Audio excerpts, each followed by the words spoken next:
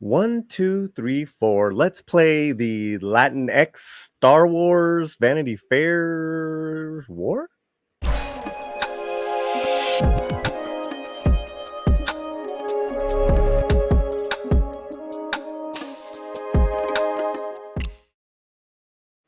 Paulie here on the Latino Slant, your resource for Latino entertainment and some Star Wars entertainment, because there is a lot of Latino actors, performers that are in the shows that are happening with Star Wars. And I'm talking about Disney Plus's Star Wars, their television series, from the Mandalorian to Ahsoka and Diego Luna's Andor.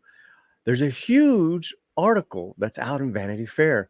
And what we're going to do, well, first of all, make sure you are subscribed to the channel. Make sure you are commenting away and chatting along and sharing this link. The first part I'm going to do is I'm going to read, we're going to go extensively through this article. And as we're doing so, we're going to bring in guests to help us chop it down, chomp it up, uplift, and then be realistic. Okay, so here we go with this article. From Vanity Fair, Star Wars, The Rebellion will be televised. Nice play on words there. An exclusive look at the master plan for Obi-Wan Kenobi with Ewan McGregor, Hayden Christensen, Andor with Diego Luna, Ahsoka with Rosario Dawson, and a fleet of new shows. That sounds nice, right? But master plan? We'll see. Okay. In this first part, which I read, and I read most of this article, this first part talks about the secrecy of Diego Luna and him saying yes to the job. I want to say early 2019. You got to remember, Andor's been around for a minute. 2019. So he talks about saying yes to it while he's driving in Mexico City, where if anyone has driven in a Latin American metropolitan, it is nuts. So it's a pretty cool little insight to how he said yes to this. And then he realized, I have kids, man, it's painful for them. And he's like, what did I get myself into? What did I say yes to? Well, I really believe Andor is going to be the underdog here, just because of the writer Gilroy. Now, believe his first name is Tony Gilroy.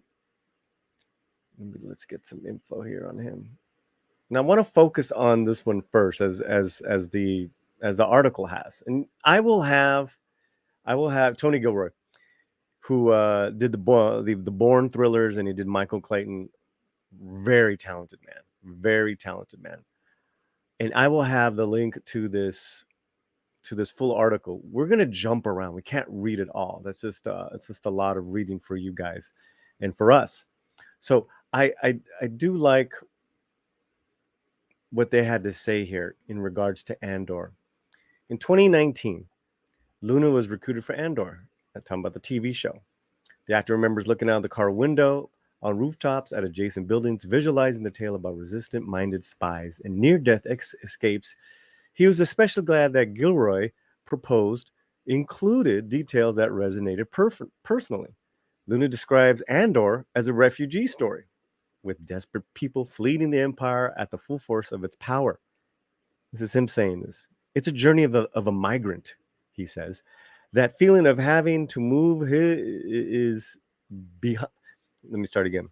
That feeling of having to move is behind the story is very profoundly and very strong. That shapes you as a person. It defines you in many ways and what you're willing to do. Okay, I don't think personally Diego Luna is a refugee. He was born and raised in Mexico City, I believe. I don't know if he was born, but he was definitely raised there. And I think what I do know, he's got a strong affinity towards, immigrants from Mexico going to the States. He directed a film about 10 years ago called Chavez, starring Michael Pena. It's a decent film, but that's where he's kind of tapped in and rooted into the Mexican American experience. I'm like, all right, I hear you. And how does that connect in the Star Wars universe, though? All right. Gilroy breathes deep and reveals a little more about Andor. This guy gave his life for the galaxy, right? I mean, he consciously, soberly, without vanity or recognition, sacrificed himself. Who does that, he says. That's what this first season is all about. It's about him being really revolutionary, adverse, and cynical and lost. A kind of mess. The story begins with the destruction of Andor's birth world, then follows him into adulthood when he realizes he can't run forever. I I gotta tell you guys, I really like that. I really like that. Um, he adopted his home. His adopted home will become the base of our whole first season, and we watch that place become radicalized. Modern language, right? Gilroy says, then we see another planet that's completely taken apart in a colonial kind of way. The empire is expanding rapidly. They're wiping anybody who's in their way. By journey's end, Andor's path will be to block theirs. Interesting. Interesting. And I think that narrative works because that really is what the empire has done.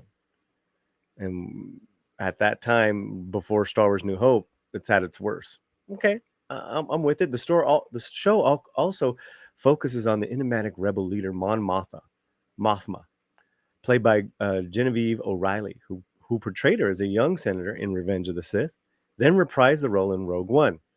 I love that they got her. She's got some emotional connection to the role. Mothma, then played back in the day by Carolyn Blackstone, was the priestess-like figure in 83's Return to the Jedi, who outlines weaknesses in the new Death Star gravely intoning. Many Bothans died to bring us this information.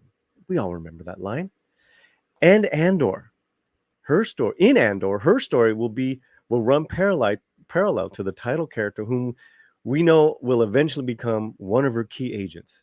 It's a huge orchestral Dickinson ensemble cast, says Gilroy, referring to Charles Dickinson, referring to a type of storytelling that is multi-tiered, right? There's all these different stories going on at the same time, but then they all eventually merge into one. And Charles Dickens was the master at that. Dickensian, excuse me, yeah. So I love that. I'm a big Charles Dickens fan. I like where Gilroy is pulling from. And to be honest, Gilroy's Michael Clayton and the Bourne movies, okay, you have my interest, plus Diego Luna. Now we're going to read this last one and then we're going to bring in our first guest. Luna remembers the conversation in the car as the moment he was all in. At the end, Gilroy said to me, "You want to take this risk with me, man? It's you and I from the beginning to end," says the actor. "It was like you had to be recruited to join the rebel force." I was like, "Yes, of course. Yes, man." Then reality set in. What did I just say? This will be happening in London? My life is in Mexico. Holy shit, what have I done? you know, I gotta tell you, man, I'm like a borderline simp for Diego Luna and his work. The on camera, on film since y tu mamá también. So I'm a little invested in this one. That's how this Vanity Fair article opened up. What it did skip in its intro paragraph, conveniently, was it talked about really briefly the buy. The buy of Disney, of Star Wars from Lucas, 2012, and then it went to 2017 conveniently, and talking about how we're going to have to make television shows. And once upon a time, that would have been unfathomable. But it also did mention Lucas's Underworld TV series. So again, it's at the onset they're giving Lucas props for being a visionary, which he is. However, they did at this point in the article they did skip those sequel movies, if I can call them movies. Let's bring in our first guest. You know him, you love him from Midnight's Edge Espanol, and he's small. It's Dieguito. Hey, what's up, man? Okay, you're on mute, so let's start again. and give us your thoughts. Sorry. No, I was gonna say, how am I in Latin America? Everything's in flames, the normal. And against this, I'm like, press X for doubt. Mm, I'll be honest. I'm mm-hmm, not very sold into this whole idea. mm-hmm. Wait, Like, which idea were you talking? What I just read, what idea are you talking? Because yeah. I threw out the whole Andor, then I threw out the beginning of the article, how they Hmm. conveniently skipped those 5 years of disgrace. What are you Yes. talking about in particular? I'm more talking about the first part where it mentions how, it's part of the master plan kind of thing, right? Yeah. And that and there's sort of the opening chapter to that. I don't Like really it's all buy it done on much. purpose. Everything's fine. It's like there is no war in Basing Se. Those who know. Yeah. It's Yeah. a very funny meme because it's basically the secret police telling people there's no problems, everything is dandy. And I feel this Right. is the same article. This article has the same feeling, like everything is okay. Star Wars isn't in flames. Star Wars isn't dead. We have plans. That kind of feeling I have from it. Well, the feeling it runs deeper in this article too, because it's a fluff piece for normies, for the general mainstream audience, for Vanity Fair. But we have entrenched ourselves now, years now, into what has been really going on with all the shows, all the people, all the people behind the scenes, and the company known as Lucasfilm. So, we got to give insight to this, Diego, and I think we have a little bit, and we're gonna go deep. We're gonna dive deeper into this article. Anything else you want to say before I bring in our next guest?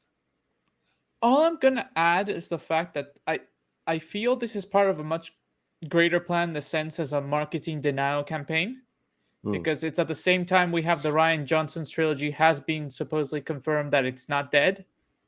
mm, So it's like mm-hmm. it's many things happening all at the same time, all having like this same feeling. Okay, well, what we do know is the track record with the films, the people that have been fired, the people that have been hired, the reshoots, and this is not one incident, it's not twice, this is several times now. Seemingly, I mean, the movie Rogue One Squadron, the Squadron movie. I mean, the director Jenkins even did a video, you know, tease that she was excited to be on board. It's gone.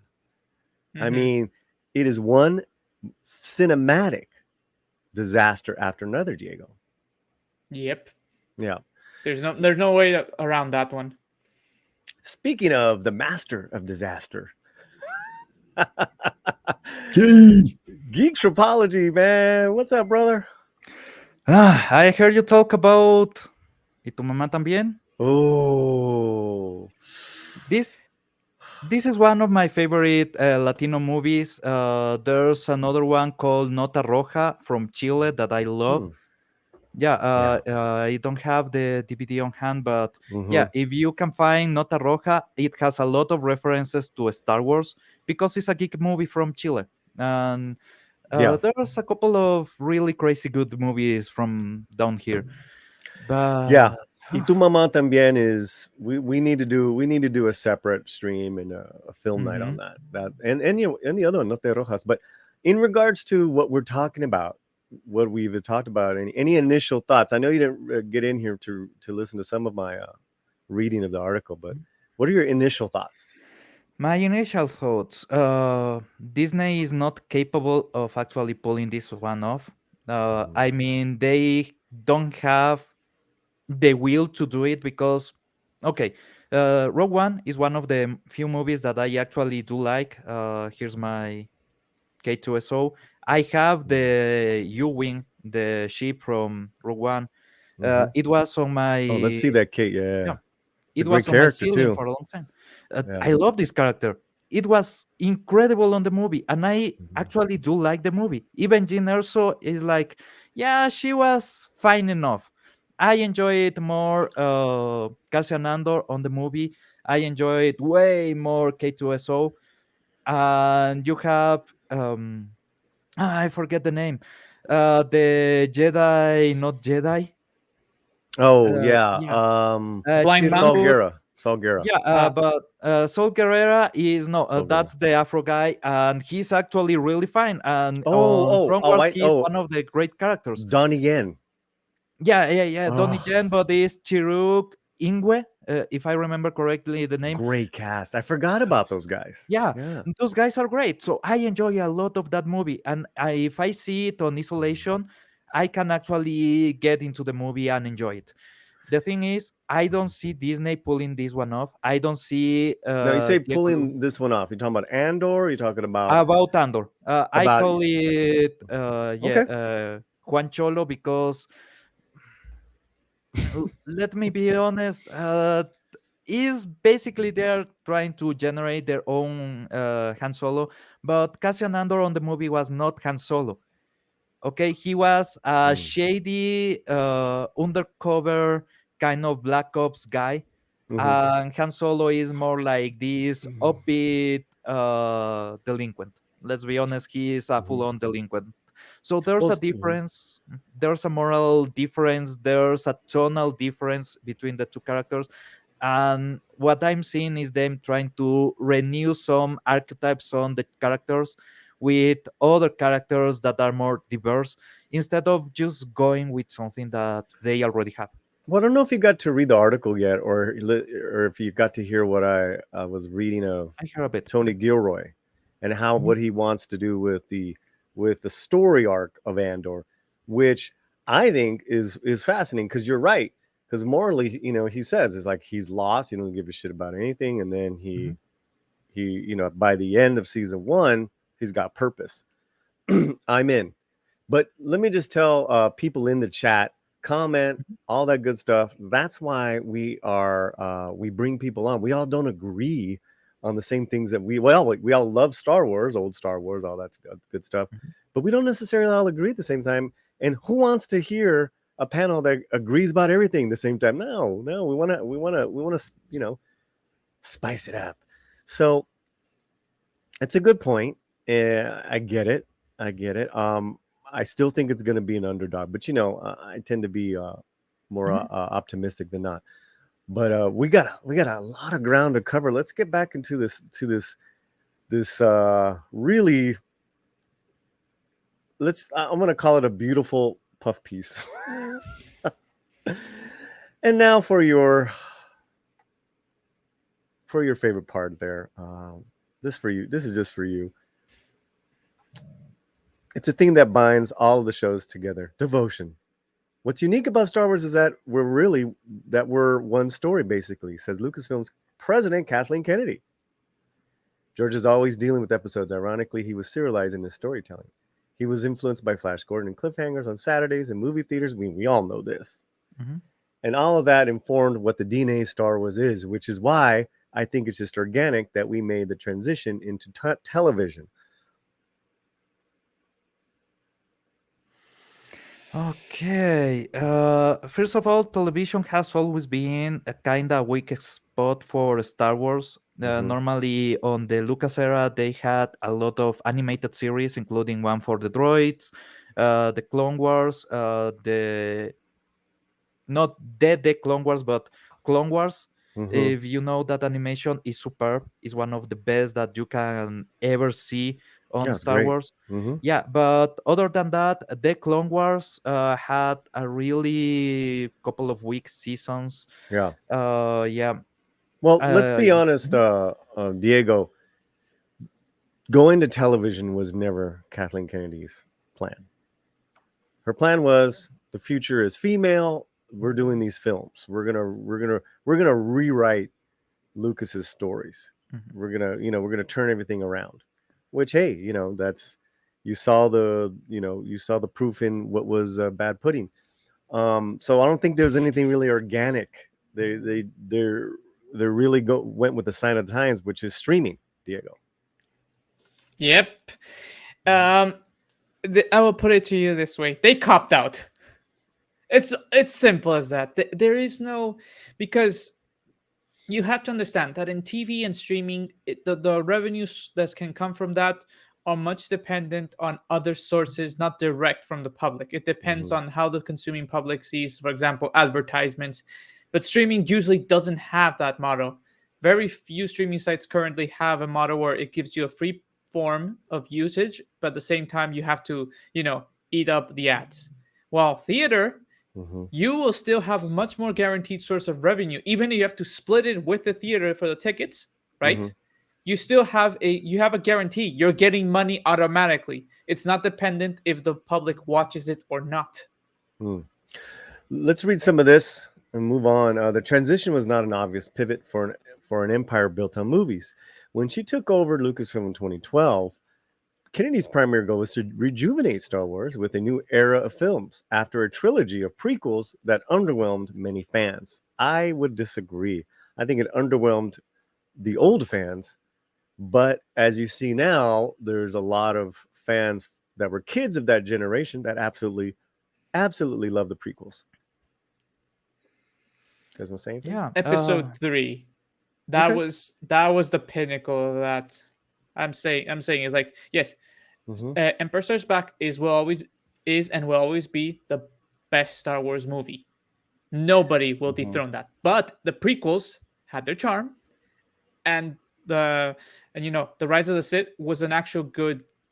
It was janky, but it had something in it that made it good.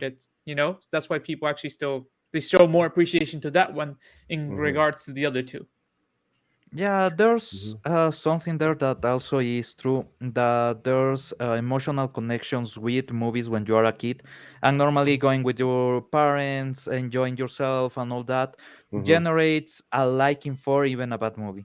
So when you talk about The Phantom Menace is a movie that objectively is terrible. A lot of people love it because they had fun. They had fun in family. Um, Attack of the Clones, not a good movie. Again, people have a lot of fun. Revenge of the Sith, really good movie if you forget that Star Wars has way better movies Mm-hmm. going Mm-hmm. next. But Or it's a movie yeah. that, yeah, you can Or if enjoy. you hadn't seen the old films, Hmm. I think it's easy to say, I think it's a disservice to say that it underwhelmed fans. Clearly, it didn't. They all made money, and they all are still talked about today. And sold Which toys. I don't think that these movies that Kennedy did will be talked about in 20 Yeah. years with that type of awe. Now we know what happened with these films. I want to jump to about the hiatus of the Star Wars films being done. A Star Wars film landscape that Kennedy announced in early 2019. Because remember, they're saying that this was all organic. Okay, they're just contradicting themselves there because they had to do a hiatus because they were becoming unsuccessful, right? As far as Yeah. money wise, they were making money, but unsuccessful in production and No, response. Hmm. there's a presentation from Bob Iger, I think it's 2018 or 17, where Hmm. he's saying we will have for the next foreseeable future a Star Wars movie each year, Yep. every single year, Right. and that lasted a year and a half more. Yeah. And we're gonna get into that in the next paragraph. Um, so Kennedy announced early in 2019, months before the Rise of Skywalker even debuted, Lucasfilm needed to regroup and think. We all recognized, every single one of us, that this was a new chapter for the company, and we needed all to work together to create the architecture for what we were doing. Well, what were you doing from 2012 to 2017? Mhm. I'm Yeah. gonna quote the song. Absolutely nothing.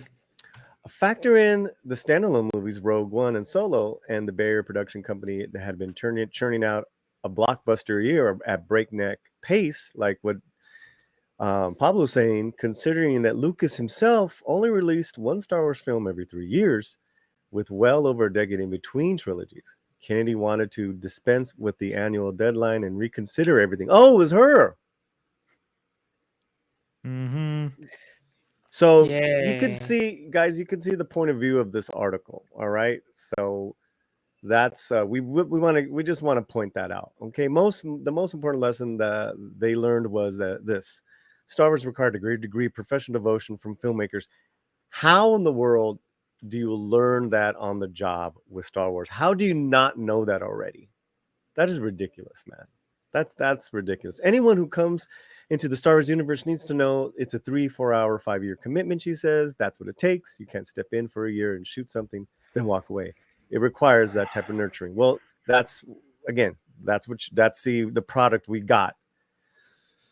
All right, go ahead, guys. If you want to say No, anything. there. I, First, go ahead. I was just mine is quick. I'm just gonna summarize everything with this. There, What Yeah. I did, do it again. This. face palm. Yeah. That's it. and Basically.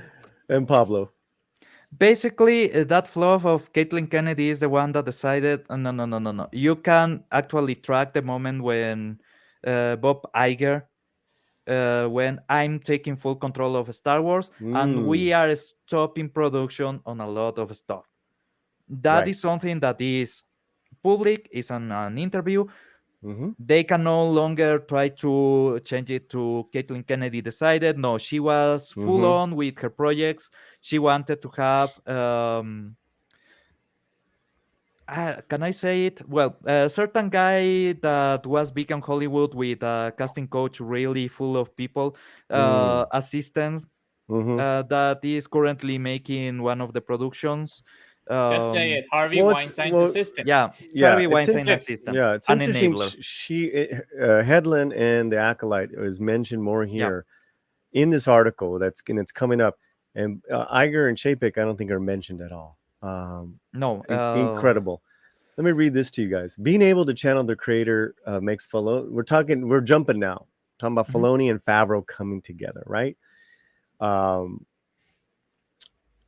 being able to channel the creator, meaning the Lucas, channeling Lucas, mhm. made Filoni indispensable with Lucasfilm. He was a critical part of the company's new TV ventures, like Pablo said, and Kennedy had been nurturing his filmmaking ambitions ever since her arrival.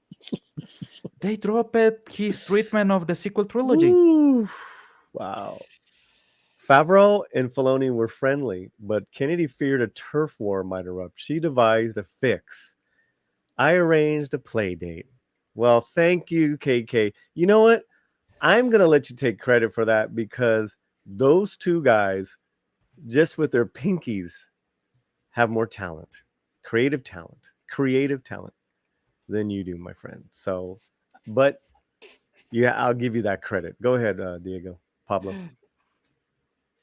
Oh, come on. It's just that they are making her look good. Sometimes when I see this kind of articles, it's like, okay, they are trying one to soften the blow to something else, Mm, yeah, mm-hmm, or two, maybe she is not on good standing with all that is going on, and if mm-hmm, Kenobi fails, that it might, because a lot of the things that are coming out point that Kenobi will not be well received by the fans. mm. Even with the best contract in the world, she might lose a lot more power than she has lost up to this point. Diego. Again, I'm gonna see. Just it's just the way she said it that she had to fix the Yeah. words she uses, the way that they denote it feels more like that Right. than actually making them work together. Mm-hmm. Mhm. And in some aspects, I feel she succeeded. In other aspects, I feel she failed miserably and made them more powerful. This next part talks about the debate over Baby Yoda, and it makes it look like that. I want you guys to read it for yourselves, right? It is a lot of ground to cover, but basically, having read it, it sounded like Kennedy was softening the blow to Filoni, and Filoni was fighting it tooth and nail. And I don't believe it. I don't believe that. I believe Favreau, Filoni, and Lucas were created this together. Baby Yoda. They kept it secret, and Mhm. that was it. And creatively, Kennedy had nothing to do with those TV shows. That's what Yep. that's I'm sticking to that. I'm sticking to Mm, full of crap, Caitlin Kennedy's. that. What they clearly did not imagine was the Mandalorian becoming a hit. When I say they, I mean Kathleen Kennedy. I mean her Uh, branch of Lucas. It seems that there's these different branches of Lucasfilm, right? Yeah. yep. Yeah. I wonder why. No, Mm, The Mandalorian is the McDonald's version of Star Wars. Star Wars is a really good gourmet thing, and The mm-hmm, Mandalorian is just the cheap version that you can get quickly and forget. And mm-hmm, that's exactly what's going on. If you track sales of toys, if you track sales on Disney Plus subscriptions, The Mandalorian faded away. Something that make it worse is the firing of Gina Carano, and mm. to be honest, the disaster that was Boba Fett, because Boba Fett took away a lot of the goodwill that was for the Mandalorian in just a season. And Well, so you got to that remember is though, the Mhm. I will defend this is that a lot of people saw it, and a lot of people saw the finale. You know, whether you like the storyteller or not, I will say, I mean, listen, everyone's got their strong opinions. Mhm. I like the show a lot. You know, there were some episodes I didn't, but that's a different stream, Pablo. No, but it's I part of will this. say, yeah, go ahead. It is part of all because if you are going for the Juan Cholo series, you Mm-hmm, need to have a lot of people happy and wanting to give it a chance. And mm-hmm. if it's the Caitlin Kennedy baby, as we are seeing in this article, well, Right. you need people in favor of Caitlin Kennedy and the productions that she had. As a quote on Spaceball says, merchandising, merchandising, that's where the real money of the movie is made, Mhm. and is exactly that. You need to have the goodwill, the merchandising, to have people attending to the next series. So So yeah. it's a lane. Yep. Okay, so here's a photo from our left to right, the screen's left to right. Dave Mhm. Filoni, Deborah Chow, Favreau, and then KK. Deborah Chow came on board when she directed some of the better episodes of The Mandalorian, Yes. and now she moved to was it executive on Obi-Wan? Mhm. And in the article that we have read so far, talks about Filoni's passion for Mandalorian, and before he signed a contract, he had already written 4 episodes. That's pretty cool. I like hearing stories like that. All right, let's move. Diego, anything else you had to say? You are on mute. What's with you and mute? Sorry, is that there's a lot of they're working a lot in my house right now, and the dog was barking, so I have to be on my game for that. And I was saying, Uh-huh. Pablo said it all for me. Okay. All right. Well, let's jump to Kenobi. All right, and Ewan McGregor. Can we all say that we're big fans of McGregor? Yeah. Okay. After the screen, McGregor started to get asked the questions nearly every time he gave the interview. Why would he ever consider playing Kenobi again? McGregor always answered in the affirmative, which is good politics, but not a contractual obligation. The only time the question really matters when McGregor was asked by Lucasfilm, then head of story Curie Hart, about 4 years ago. She said, "We just want to know if it's true. You said that you'd do it again. We want to know if you meant it." McGregor recalls. And I said, "Yeah, I do mean it. And I would be happy to do it again." Eh, Despite what you've seen, despite what videos you might have checked out, Pablo, are you not what is your geek level radar at your geek gauge at in when it comes to wanting to see McGregor do Kenobi again? I hate the idea. And I hated the idea of coming back even on there was another series, a cartoon series that had a duel between Kenobi and Darth Maul on Tatooine. Mm-hmm. I Mm-hmm. hated that. Okay. Mm. Yeah. A lot of people like Is that one. A lot of people like that moment. Yeah, but I Mm-hmm. hate the fact that they are messing with something that is better left alone. Maybe in some books on the EU they had some approaches, but it was more about the feelings that Kenobi's having, the regret and everything, not about fighting, not about having him as a warrior or going off planet. It's just he needs to be there. He needs to atone for his sin. His sin is not actually understanding his best friend and his apprentice, because that's what Anakin was. He was his best friend, he was his Mm, brother, he was his everything. mm, And now he has lost him, and it was his error, it was his fault, mhm. even not noticing Palpatine, and he has to atone with that and commune with Qui-Gon Jinn to understand the other side of the Force. That the Force is not just dark and light. There's something in between, and in that between, there's a communion that can bring you back and make you contact the people that actually want to see you. So, Well, my geek level is definitely high. I'm a big McGregor fan. Um, I hope for some of that what you talked about. But what you pointed out is really a bigger is really the bigger argument that they say right here. It's an ongoing conundrum at Lucasfilm. How much should they showcase legacy characters and how much should they keep them in reverse? What would introducing Vader to a story about Obi-Wan exiled detract from their fateful meeting on the Death Star in 1977 Star Wars New Hope? Right? The OGs would say mhm, yes, right? yep, Totally screws with for that. me, it's a yes. Right. When Vader strikes down his old friend, or could a previously unknown encounter actually enhance that moment? We have these what if conversations 24/7, says Michelle Ridgewan, an executive producer of Obi-Wan and one of the company's lead development chiefs. It's fun in your head. Peruse the Star Wars toy store. Oh, we could have this character or feature that ship, but at the end of the day, we really need to keep it pure about why. Diego. This is where I'm more of a mixed bag because Mm-hmm. on one side, like lore wise, I'm like, but the final duel is in episode 4, so it doesn't make sense. I don't necessarily want to see that, Mm-hmm. even if for some miracle they make it as a dreams, scene, right? Like Mm-hmm. via the Force, because they've canonized that weird communication thing in the sequels. That Mm-hmm. actually Obi-Wan and Darth Vader have a moment, right, seeing each other, Mm-hmm.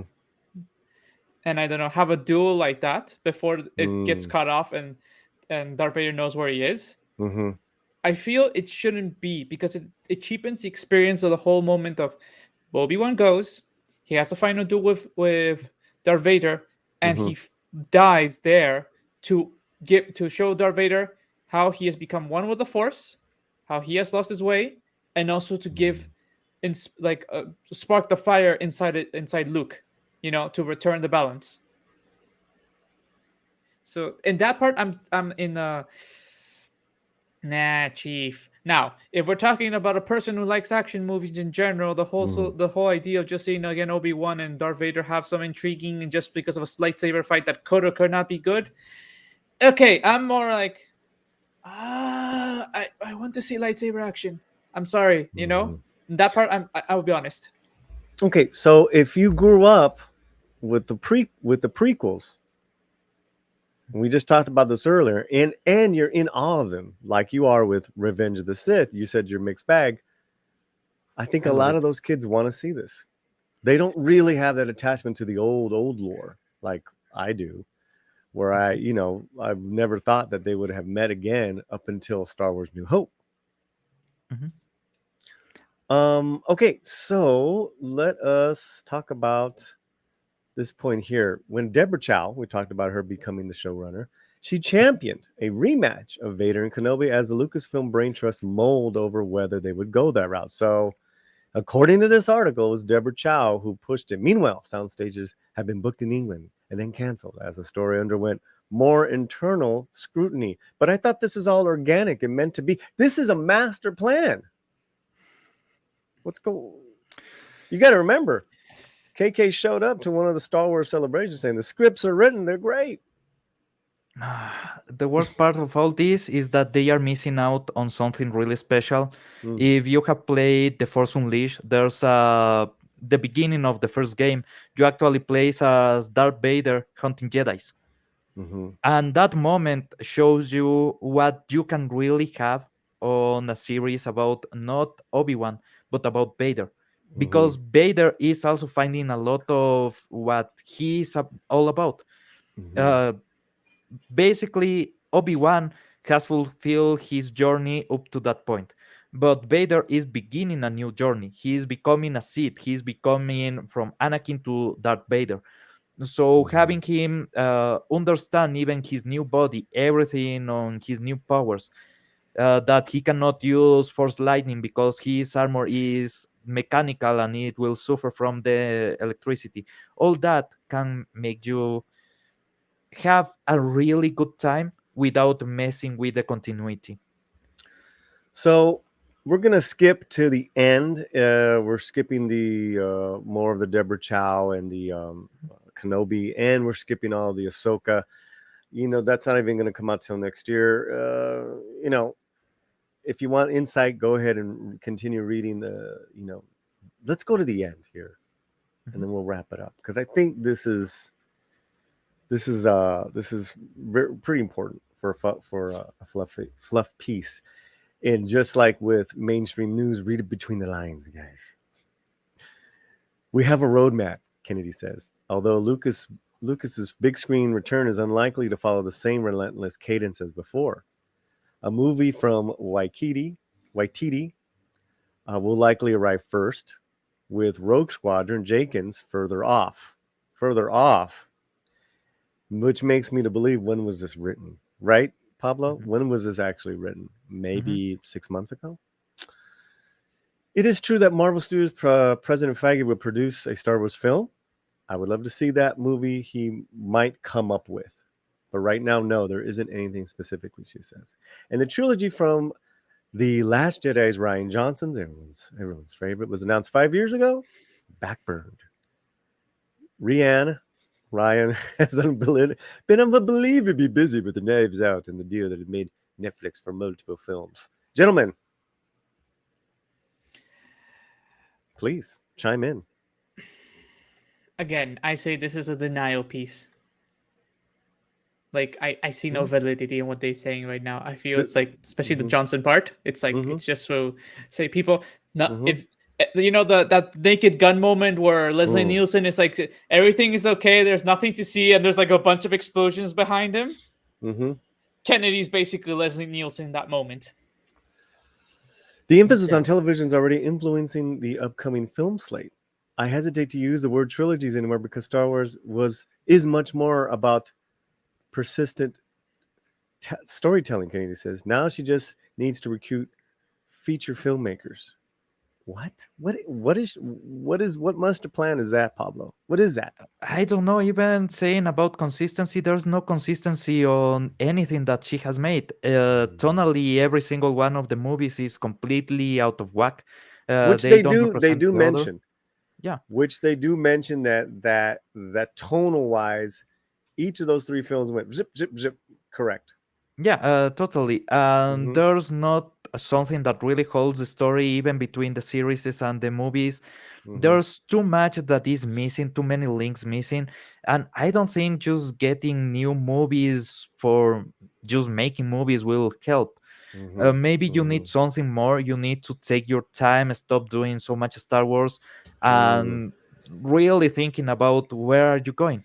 If you are mm, going with the sequel trilogy, well, continue the sequel trilogy, but give us something that redeems that. I mm-hmm. have always had the idea of Rey becoming a Sith and Finn becoming a Jedi and having to train maybe with Ahsoka and Grogu, and just trying to stop her from following the path of well, she's a Palpatine. Let's be But honest, she's a Palpatine. but Finn's a janitor. He can't become a Jedi.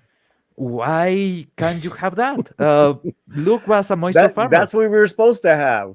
That's what Yeah, we were promised in the trailers. Um, well, there's some stunning photos in this article. That's probably the best thing about this article. You can easily read between the lines of this article.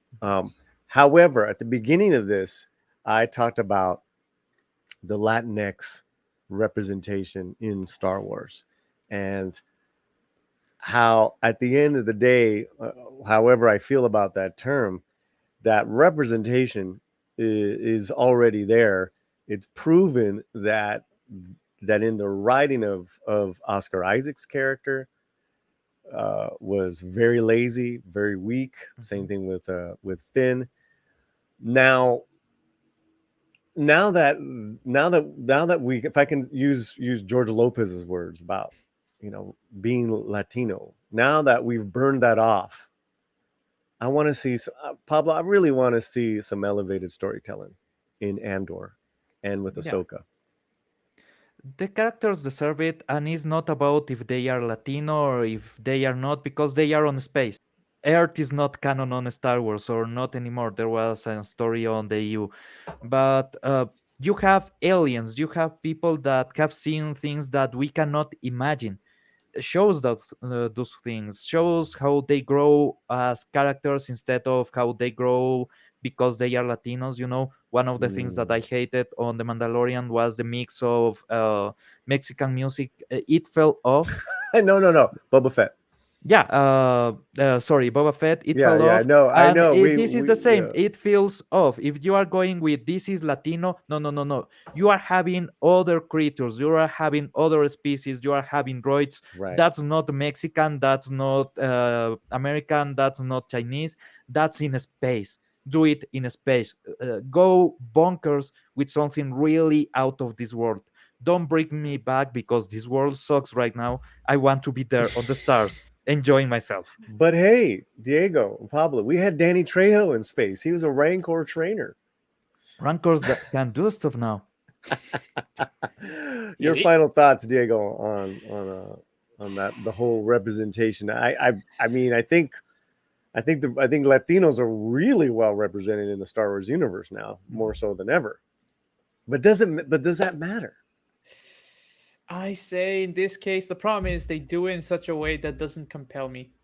It's like there's no hook, If they had a hook based on that, then I would say yes, well done, keep doing that. Have more of our culture there so people taste it.